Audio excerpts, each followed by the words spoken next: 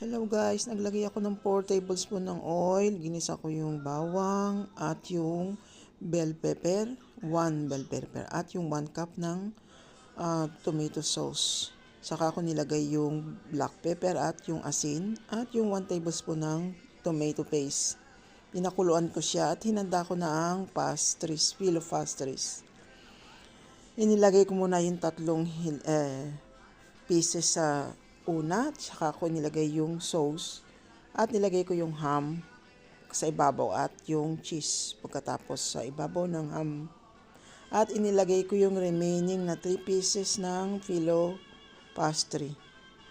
Saka ko siya itiniklop sa gilid ng papasok.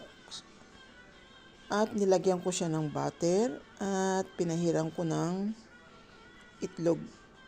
Nagbit ako ng itlog at pinahid ko